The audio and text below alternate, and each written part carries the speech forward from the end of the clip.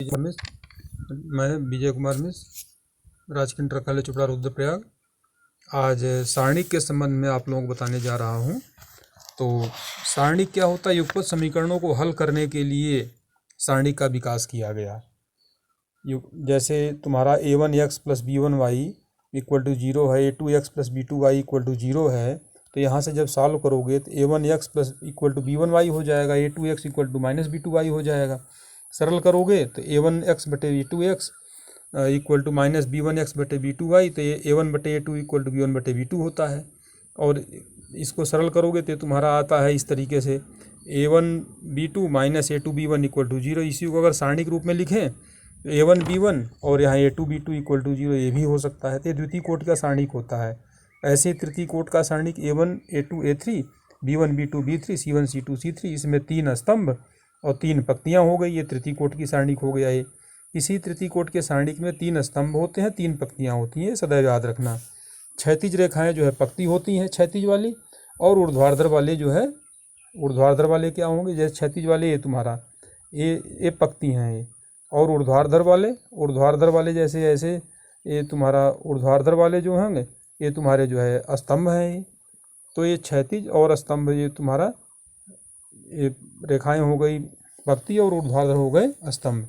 पंक्तियों को R1 R2 R3 से लिखते हैं, स्तंभों को C1 C2 C3 से प्रकट करते हैं।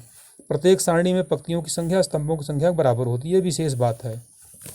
सारणी का विस्तार जैसे करेंगे तृतीय कोटि की सारणी के लिए, जैसे यहाँ पे देखते हैं तो a1 b1 a2 b2 है, तो क्रॉस मल्टीप्लिकेशन जब करेंगे तो आएगा तुम्हारा a1 b2 minus a2 b1। ऐसी तृतीय कोटि की सारणी की a1 a2 a3 b1 b2 b3 c1 c2 c3 है, तो a1 लिया और यहाँ फिर इसका यहाँ से मल्टीप्लाई करेंगे, ये वाला पोर्शन ले लेंगे तो b1 b2 c3 minus b3 c2 हो जाएगा। ऐसे ही माइनस b1 हो जाएगा, और ये तुम्हारा हो जाएगा a2 c3 minus a3 c2 plus c1, और ये हो जाएगा a2 b3 minus a3 b2। इसको सरल इस तरह से करके सारणी के रूप में लिख सकते हो a1 और b1 c2 b2 c b3 c2 b3 c3 minus b1 a2 b2 a3 b3, और या c1 a1 b2 और a3 b3। सारणी का चिन्ह भी ये ध्यान रखना है, इस तरह से होता है सारणी का चिन्ह। पहला वाला प्लस होगा, दूसरा minus, plus minus plus minus plus minus plus minus plus, इस तरीके से होता है। किसी भी सारणी के पंक्ति या स्तंभ के अनुदिश विस्तार हम करेंगे तो प्राप्त जितने भी मान होंगे सारे मान समान होते हैं।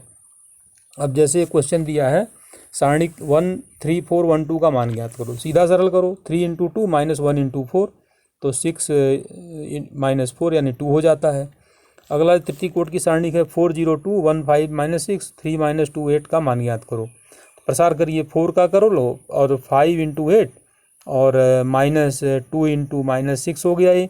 ऐसे 0 1 इंटू 8 माइनस 3 इंटू माइनस 6, और 2 इंटू 1 इंटू माइनस 4 3 इंटू 5, और सरल किया तो 4 into 40 plus 12 plus 2 into minus 2 minus 15, और सरल करोगे 4 इंटू 52 प्लस 2 इंटू माइनस 17, और ये तुम्हारा सरल होकर के ये आता है 174।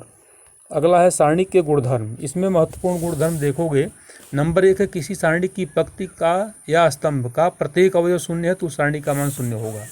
जैसे इस सारणी का देख रहे हो, तीसरा वाला पंक्ति 0 0 है, तो इस सारणी का मान शून्य होगा।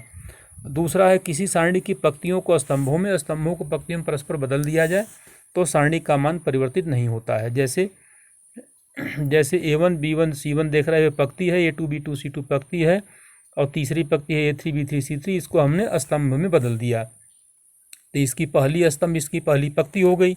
अब ये आ गया तुम्हारा a1 b1 c1 और a2 b2 c2 a3 b3 c3, ये इक्वल होगा। ये किसी सारणी की किन्हीं दो पंक्तियों या स्तंभों को परस्पर बदलने पर सारणी का मान चिन्ह के साथ बदल जाता है। अगर हम केवल दो पंक्तियों या दो स्तंभों को बदले, अब यहाँ पर देखिए हम a1 b1 c1 है सारणी, और a2 b2 c2 a3 b3 c3, इसमें हम जो है दूसरे वाले स्तंभ को पहले वाले स्तंभ में बदल दिए, तो ये तुम्हारा हो गया, ये यहाँ आ गया पहले पोजीशन में।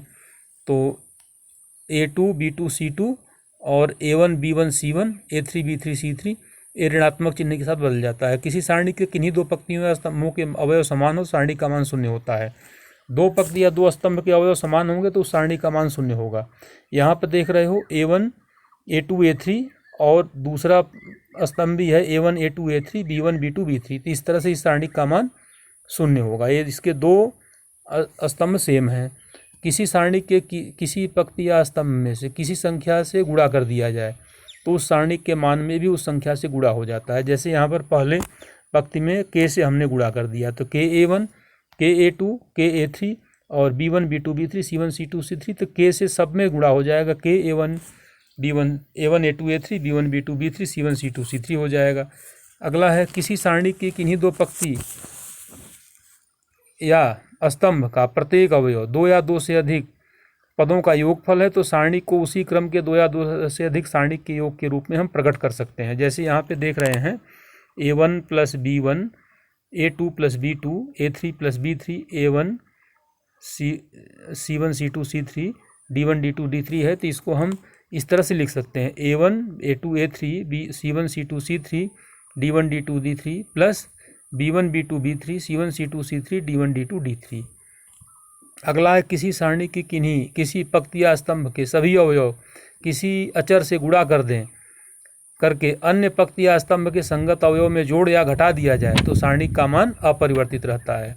जैसे तुम्हारा है A1 B1 C1 A2 B2 C2 A3 B3 C3 है, इसमें हमने K से गुणा कर दिया तो A1 plus K B1 A2 plus K B2 A3 plus K B3, यहाँ B1 B2 B3 C1 C2 C3, तो इस तरह से इस रूप में हो जाएगा। किसी सारणी में चर यक्स है और सारणी के अवयव यक्स के बहुपद हैं तो यक्स बराबर ए रखने पर सारणी का मान शून्य हो जाता है, तो यक्स माइनस ए उस सारणी का गुणनखंड होगा। ये महत्वपूर्ण बात भी याद रखना। अगला है अब क्वेश्चन है जैसे 1 1 1 X square A B A square B square, यहाँ एक्स बराबर ए रखोगे तो इसका मान क्या हो जाएगा, एक्स बराबर ए रखने पर 1 ए स्क्वायर ए हो जाएगा और यहाँ पर 1 ए स्क्वायर, तो इसके दो स्तंभ इक्वल हैं, इसका मान शून्य हो जाएगा, इसलिए इसका गुणनखंड एक्स माइनस ए इसका क्या होगा, एक गुणनखंड होगा। अब 3 4 7 -1 6 5 2 8 10 इसका मान ज्ञात करो। तो मान ज्ञात करने के लिए हम जो है प्रोसेस जैसे किए C1 = C1 + C2 से C1 = C1 + C2 C1 C2 जोड़ दिया तो ये 4 3 7 हो गया। ये यहाँ इसका ऐड जब करेंगे 4 3 7 और -1 में से 6 घटाओगे तो 5 आ जाएगा और 2 और 8 10 हो गया। और यहाँ पर देख रहे हैं C1 और C3 ये दोनों इक्वल हैं, C1 और C3 दोनों इक्वल हैं दोनों, इसलिए इसका मान शून्य हो जाएगा। सारणिक 1 1 1 x y z y + z z + x x + y का मान ज्ञात करो। अब यहाँ पे देखो लगा दो formula C3 = C2 + C3 C2 + C3 कर दोगे तो ये जुड़ गया। ये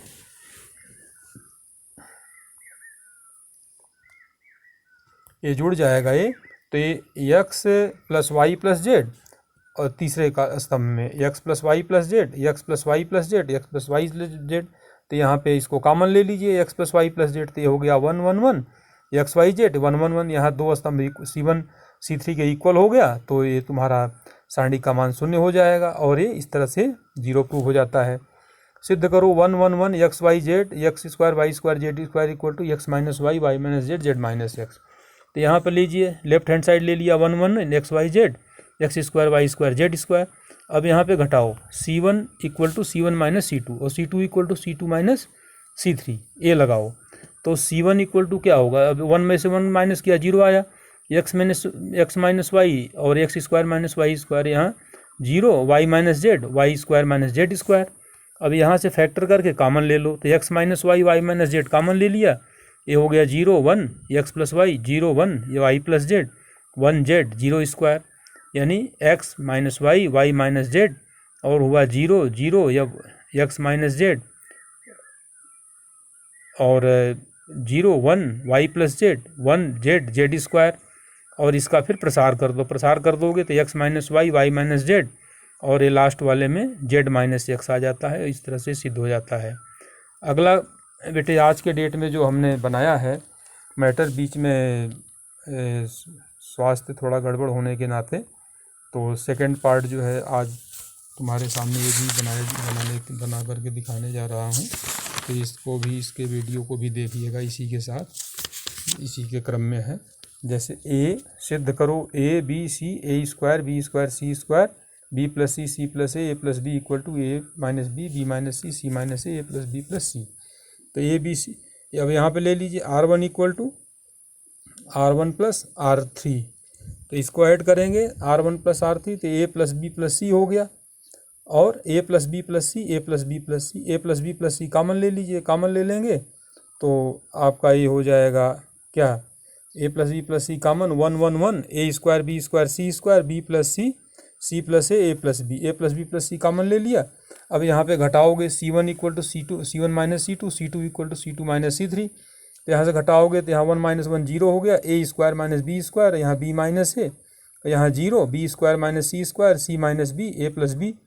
अब यहाँ से फैक्टर करोगे तो ए स्क्वायर माइनस बी स्क्वायर, और यहाँ ए माइनस बी, तो ए माइनस बी यहाँ से कॉमन ले लो, और यहाँ से बी माइनस सी कॉमन ले लो।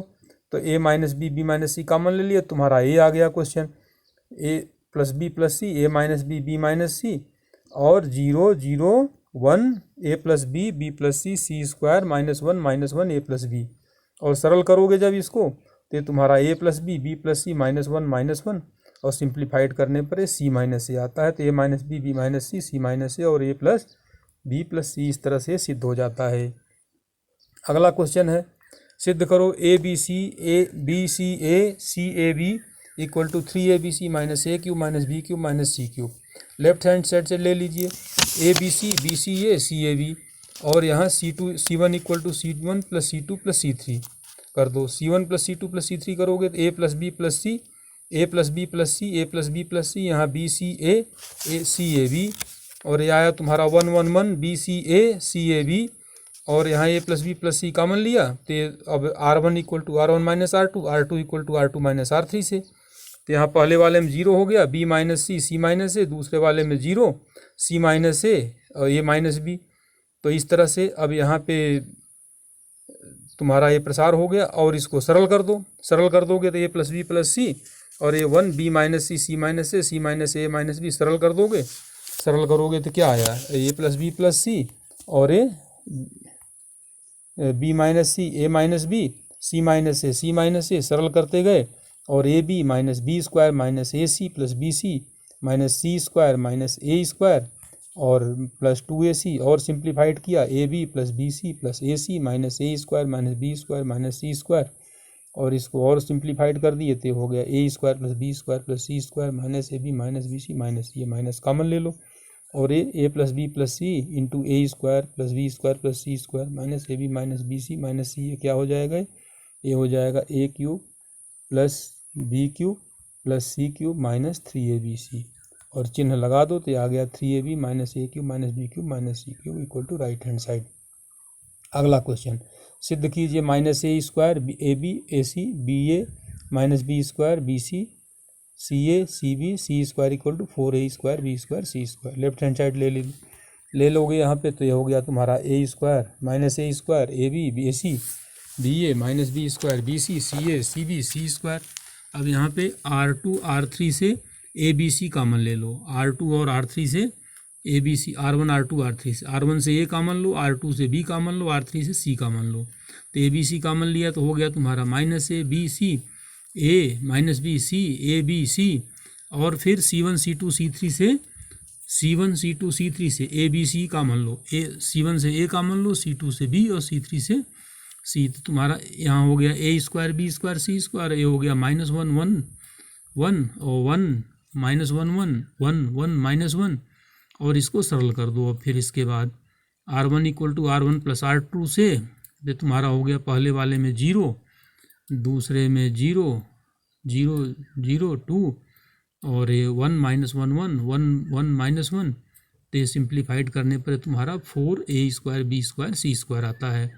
अगला क्वेश्चन है, सिद्ध करो a minus B minus C 2a 2b b minus C minus A 2b 2c C A minus A minus B equal to A plus B plus C का whole cube. तो यहाँ पर देखिए R1 equal to R1 plus R2 plus R3 लगा दो। R1 plus R2 plus R3 लगाएंगे तो ये तुम्हारा हो गया R1 + R2 + R3 जोड़ दिया तो A + B + C, A + B + C, A + B + C, और यहाँ आया 2B, B - C - A 2B, 2C 2C, C - A - B, और यहाँ A + B + C कॉमन ले लो तो यहाँ हो गया 1 2B 2C, और यहाँ 1 B - C - A 2C, और यहाँ 1 2B C - A - B, और इसको सरल करो, सरल करोगे तो A + B + C, और ये 0 हुआ ये यहाँ। अब यहाँ पे C1 = C1 - C2, C2 = C2 - C3 करो, C3 करोगे तो यहाँ आया तुम्हारा क्या, ये आया तुम्हारा यहाँ C1 में से C2 घटाओगे तो 0 आया, A + B + C और ये 0, और यहाँ पे तुम्हारा 0 - A + B + C, A + B + C, और 1 2B 2C, तो ये तुम्हारा A + B + C C1 से C2 से कॉमन ले लो तो ये आया तुम्हारा 0 A + B + C का होल क्यूब, 0 1 0 0 -1 1 1 2B और C - A - B, और ये सिंप्लीफाइड होकर के A + B + C का होल क्यूब और A × 1, तो A + B + C का होल क्यूब सिद्ध हो जाता है। अगला क्वेश्चन है त्रिभुज का क्षेत्रफल ज्ञात करने का प्रोसेस।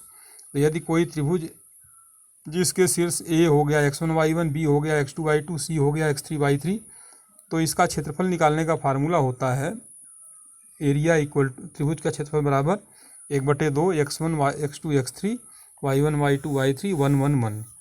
यदि किसी त्रिभुज का क्षेत्रफल 0 है तो तीनों बिंदु संरेख होंगे, ये चीज़ याद रखना। अब इसमें क्वेश्चन लिया गया है एक त्रिभुज का शीर्ष है 1 0 6 0 4 3 का क्षेत्रफल ज्ञात करो। तो त्रिभुज के 3 शीर्ष दिए हैं 1 0 6 0 4 3, तो एक हो गया x1 y1 x2 y2 x3 y3। अब त्रिभुज का क्षेत्रफल निकालने के लिए फार्मूला लगा दो 1/2 x1 x2 x3 और y1 y2 y3 1 1 1, तो यहाँ रख दो वैल्यू 1/2 1 6 4 0 0 3 और 1, और सिंप्लीफाइड कर दोगे तो 1/2, और ये आया तुम्हारा 1 0 - 3 -0 6 - 4 + 1 × 18, सरल कर दोगे तो 1/2 -3 + 18 यानी 15/2, तो ये तुम्हारा आ जाता है 7 से 1/2 वर्ग इकाई।